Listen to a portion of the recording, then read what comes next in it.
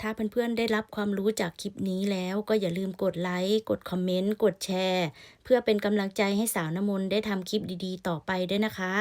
แล้วอีกอย่างถ้ามีคำบรรยายหรือเสียงซาวด์แทร็กที่เพื่อนๆไม่ต้องการเพื่อนๆก็สามารถกดไปที่หน้าจอของเพื่อนๆแตะที่มุมขวาบนปิดเสียงอัตโนมัติได้นะคะสวัสดีค่ะเรามาตอนที่ดอกเบญจมาศกันเลยนะคะใน EP นี้จะเป็น EP สุดท้ายสำหรับเสื้อตัวนี้ค่ะ หลังจากที่เราได้ถักความยาวตัวเสื้อเราถักลงมาจากหน้าอกนะคะ2 แถวรวมกับแถวนี้ก็เป็น3ค่ะกะว่าให้มันถึงช่วงประมาณเลยสะดือนิดๆนะคะเราจะถักแถวที่4เป็นแถวสุดท้ายเราจะใช้การเล่นสีดอกด้านในนะเราเปลี่ยนมาใช้สีเขียวหรือถ้าเพื่อนๆไม่ชอบก็ใช้สีที่เพื่อนๆต้องการได้เลยนะอันนี้เราจะใช้สีเขียว วิธีถักดอกก็เหมือนกันค่ะสำหรับคนที่เข้ามาใหม่ก็เข้าไปดูใน EP 1ชื่อคลิปดอกเบญจมาศนะคะหลังจากที่เราได้ถักดอกสีเขียวเสร็จเรียบร้อยให้เราตัดไหมเลยค่ะแล้วก็เก็บหางไหมให้เรียบร้อยนะเราจะมาทำการต่อสีรอบนอกให้เป็นสีขาวค่ะอันนี้เราเก็บไหมก่อนนิดนึง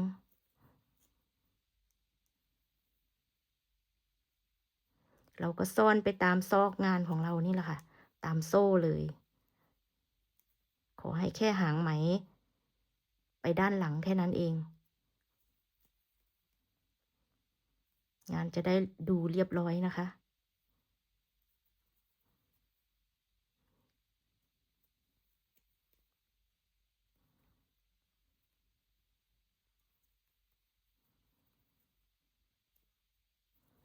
บางคนก็เหลือหางไหมไว้ยาวๆ แล้วใช้เข็มสอยเก็บ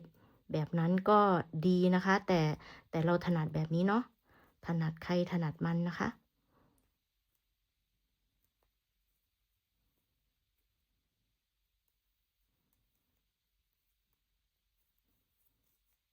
นี่ค่ะ เราก็ได้ดอกด้านในเสร็จเรียบร้อยแล้วนะคะ ต่อไปเราก็จะถักรอบนอกเป็นสีขาว ซึ่งเราจะเปลี่ยนสีไหมมาเป็นสีขาวนะ ปักเข้าไปตรงหลักที่เราขึ้นงานนี่แหละค่ะ ตรงกลีบไหนก่อนก็ได้นะ นี่ประมาณนี้ วิธีต่อไหมของเราก็ดึงขึ้นมาเหลือหางไหมประมาณนี้ค่ะ ประมาณ1 นิ้วนี่แหละ หรือประมาณกะว่าถักประมาณโซ่5โซ่6เนี่ยมันก็จะเกี่ยวไว้แล้วไม่หลุดนะคะเราถักล็อก1 ครั้งโซ่1โซ่2โซ่3ถักโซ่12นะคะเราจะเก็บหางไหมมาด้วย4 5 6 7 8 9 10 11 12เสร็จแล้วเราก็ x ลงในประมาณกลางกลีบนะคะถักเหมือนเดิมทุกประการนี่แหละค่ะ1 2 3 4 5 6 7 8 9 10 11 12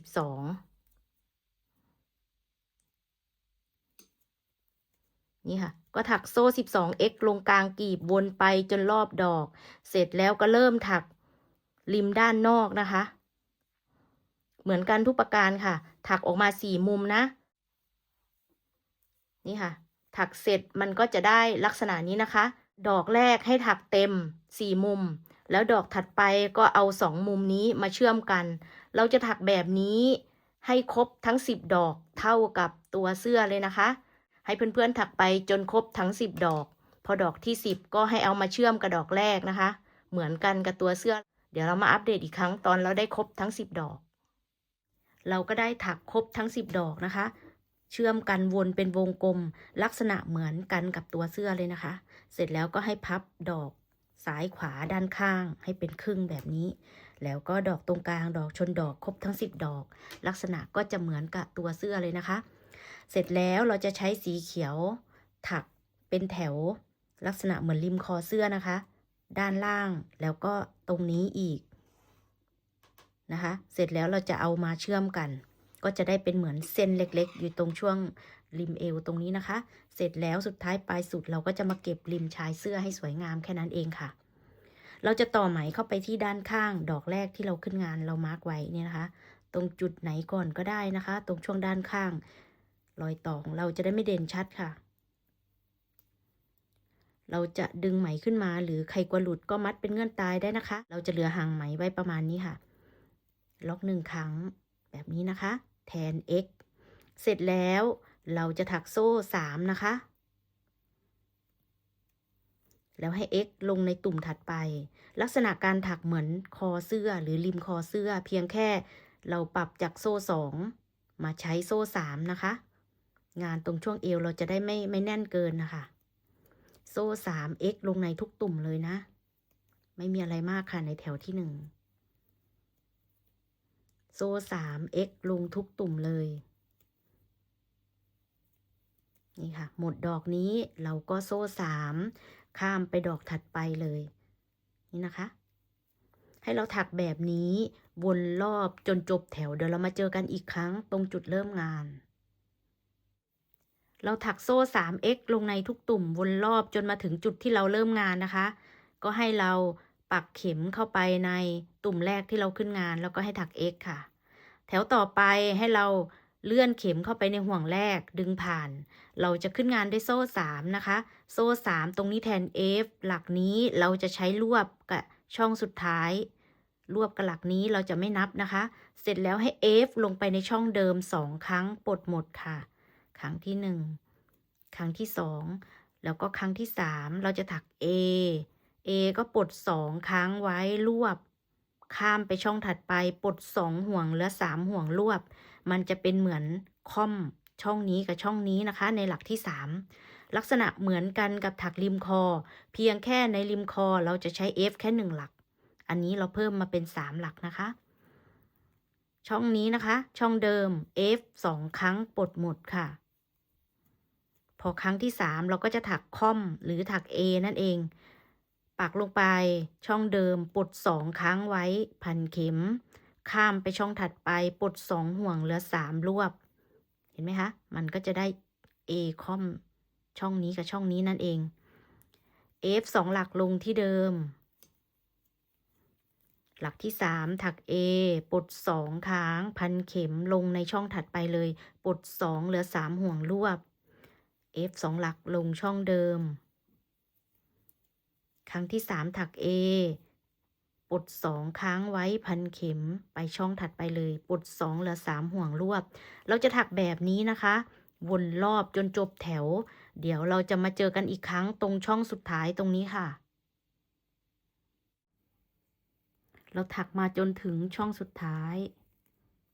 F 2หลักพอหลักที่3ปักลงไปปลด2ค้างไว้เสร็จแล้วก็ให้มาซีดึงผ่านกับโซ่3ที่เราขึ้นงานนะคะดึงผ่านล็อก1ครั้งตัดเก็บหางไหม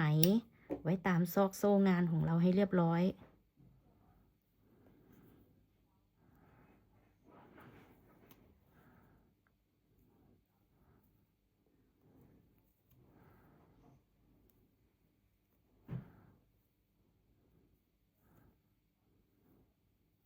นี่นะคะเราก็ได้ถักชิ้นนี้เสร็จแล้วด้านข้างก็พับครึ่งเหมือนเดิมเหมือนชิ้นบนเลยนี่ค่ะด้านข้างพับครึ่งดอกแล้วก็ดอกตรงดอกนะคะต่อไปเราก็ถักเหมือนกันกับเมื่อกี้ของด้านบนนะคะหมุนงานเราก็เริ่มจากด้านข้างเหมือนเดิมก็คือ x โซ่3 x โซ่3วนรอบในแถวแรกพอแถวที่2เราก็ถักเหมือนเดิมนี่ค่ะก็คือ F 2หลักแล้วก็ F 2หลัก A ลงในทุกช่องเลยนะคะเสร็จแล้วเราอย่าเพิ่งตัดไหมเพราะว่าแถวต่อไปเราจะเอามาเชื่อมกับชิ้นที่เราเพิ่งถักเสร็จนี่นะคะให้ถักชิ้นนี้เสร็จเดี๋ยวเรามาเจอกันตอนเราจะเชื่อม2ชิ้นนี้เข้าด้วยกันนะคะเราถักมาจนถึงช่องสุดท้ายนะคะก็อย่าลืมว่าปลด2ค้างไว้แล้วก็มาปักกับโซ่3ที่เราขึ้นงานดึงผ่านจบแบบนี้ค่ะต่อไปเราจะเอา2ชิ้นนี้มาเชื่อมติดกันนะคะอันนี้ด้านข้างมันเป็นดอกพับครึ่งจำได้ไหมคะชิ้นนี้เหมือนกันให้วางลักษณะนี้นะคะนี่ค่ะพับครึ่งด้านข้างทีนี้เราก็จะเชื่อมจุดตรงจุด เราจะเริ่มเชื่อมด้วยการใช้โซ่1แล้วก็ตรงนี้เราให้ตรงจุดนะคะตรงนี้เราเริ่มจากจุดที่2ของไอ้ตรง4ตุ่มตรงนี้เห็นไหมคะเราก็เอาไปเชื่อมจุดตรงจุดนะคะงานเราจะได้ไม่เบี้ยว1 2อยู่บนนี้นะคะ x ลงไปโซ่1แล้วก็มาปัก x ลงด้านหน้าเว้น1หลักปักลงหลักถัดไปโซ่1ไปด้านหลังหรือชิ้นนี้นะคะเว้น1หลักเช่นกันปัก x ลงหลักถัดไปเราจะใช้โซ่1 x ลงในทุกหลักเว้นหลักนะคะโซ่1อย่าลืมว่าต้องเว้นทุกหลักเสมอซิกแซกเป็นฟันปลาค่ะเว้น1หลักปักลงหลักถัดไปโซ่1ด้านนี้ก็เหมือนกันเว้น1หลักปัก x ลงหลักถัดไปนี่ค่ะงานเราก็จะได้เป็นเหมือนซิกแซกนะคะ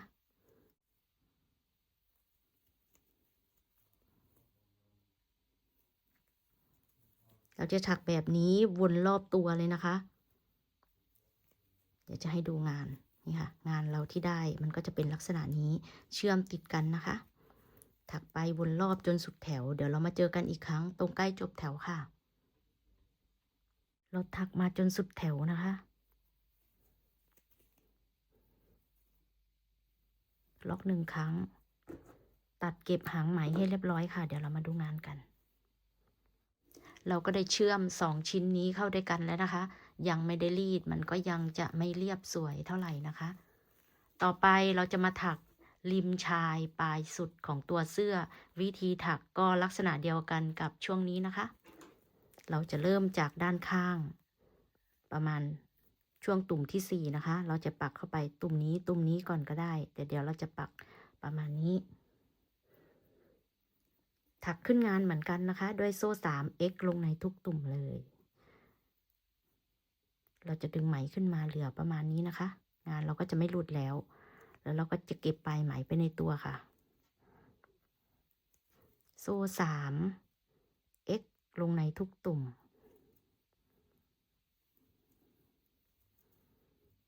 เก็บหางไหมมาด้วยค่ะงานเราจะได้ล็อกจะได้ไม่หลุด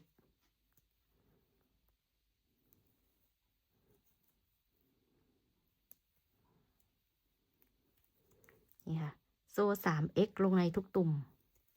ถักวนรอบเดี๋ยวเรามาเจอกันอีกครั้งตรงจุดที่เราขึ้นงานนะคะเราก็ได้ถักมาจนถึงจุดที่เราขึ้นงานแล้วนะคะจบด้วยโซ่3 x เข้าไปในตุ่มแรกที่เราขึ้นงานจบแถวนี้ค่ะในแถวต่อไปก็ทำลักษณะเหมือนเดิมนะคะเลื่อนเข็มเข้าไปในช่องแรกดึงผ่านขึ้นงานด้วยโซ่3แทน F เดี๋ยวเวลานั้นเราก็จับมาปักรวบ A กับช่องสุดท้ายตรงนี้นะคะเสร็จแล้วให้ F 2 ครั้งลงในช่องเดิมครั้งที่1ครั้งที่2พอครั้งที่3เราก็จะถัก A คอมนะคะปลดค้างไว้พันเข็มข้ามมาช่องถัดไปปลด2ห่วงเหลือ3รวบก็จะได้ A คอมเหมือนที่ผ่านมาค่ะเสร็จแล้ว F 2 หลักลงช่องเดิมปลดหมด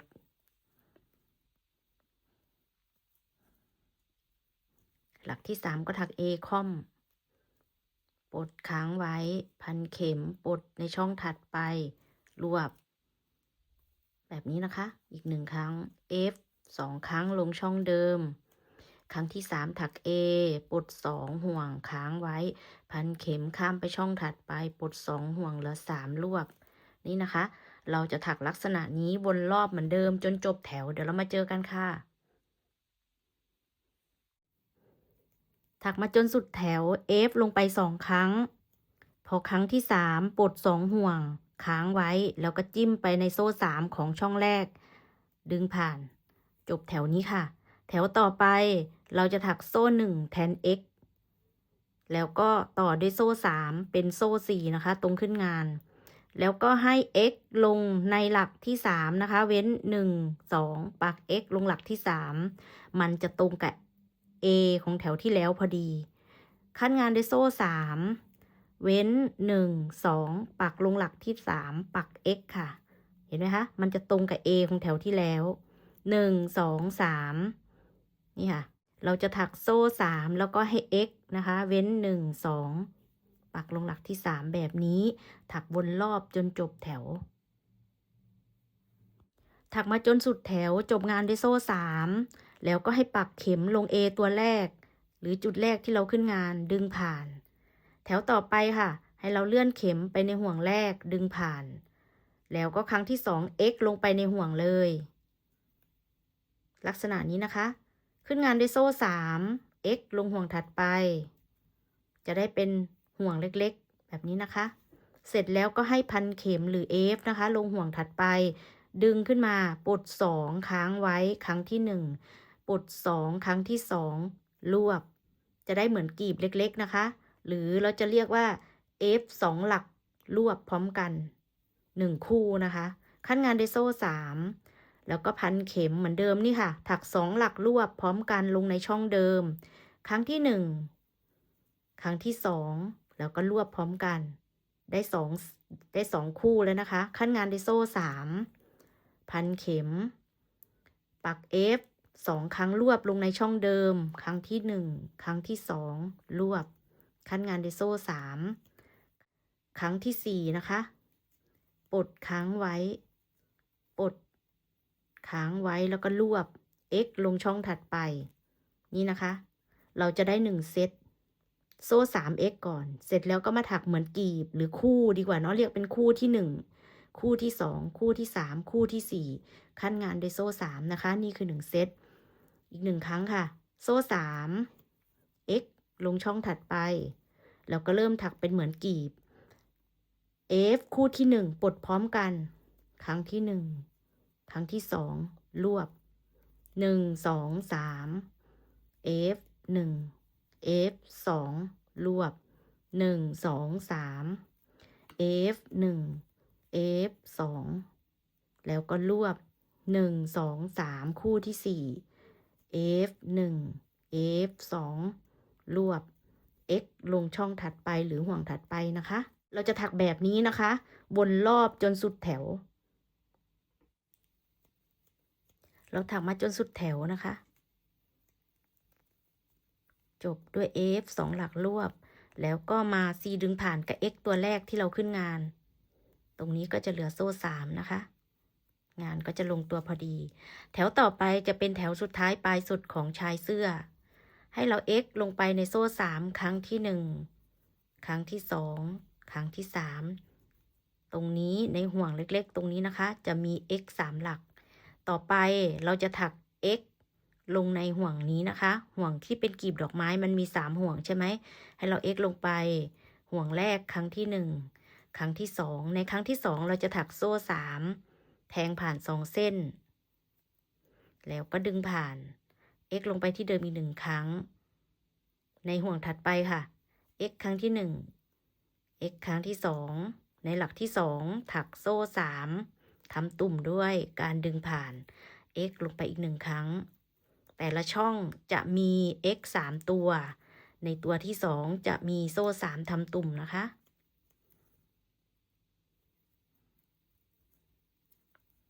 นี่ค่ะเสร็จแล้วเราก็ถักในโซ่3ตรงห่วงตรงนี้นะคะ x 3ตัวลงไปไม่มีตุ่มเราจะถักตุ่มแค่ตรงกลีบดอกไม้นะคะอีก1ครั้ง x 1 x 2โซ่3ดึงผ่านแล้วก็ x ลงไปในช่องเดิมอีก1ครั้งในช่องถัดไปหรือห่วงถัดไปนะคะ x 1 x 2ในหลักที่2ก็อย่าลืมโซ่3ทำตุ่ม x ลงไปที่เดิมช่องสุดท้าย x 1 x 2โซ่3ทำตุ่ม x ลงไปที่เดิมอีก1ครั้งจบเซตด้วย x 3ตัวลงไปในโซ่3ไม่มีตุ่มนี่นะคะมันจะเป็นเซตใครเซตมันหรือคู่ใครคู่มันนั่นเองให้เพื่อนๆถักไปแบบนี้วนรอบจนจบแถวเสร็จแล้วในตัวสุดท้ายก็มาซีดึงผ่านกับ x ตัวแรกที่เราขึ้นงานตัดเก็บหางไหมให้เรียบร้อยเดี๋ยวเรามาดูตอนงานเราเสร็จเรียบร้อยพร้อมรีวิวค่ะและนี่ก็คือเสื้อที่เราถักเสร็จเรียบร้อยแล้วนะคะ ลองนำไปรีดแล้วลองขึ้นหุ่นดู นี่ค่ะ เราเก็บริมแขน วิธีถักก็เหมือนกับเก็บริมคอเสื้อเลยค่ะ ถ้าใครไม่ต้องการริมแขนแบบนี้ ต้องการเป็นลายเดียวกับตัวเสื้อก็สามารถถักแล้วก็วางดอกต่อมาได้เลย ความยาวตามต้องการนะคะ หรือจะใช้ลายอื่นมาผสมก็สวยดีค่ะ งานถักไม่มีอะไรตายตัวนะคะ ถ้าเพื่อนๆชอบก็อย่าลืมกดไลค์กดแชร์ให้สาวน้ำมนต์ด้วยนะคะสำหรับคลิปนี้ สวัสดีค่ะ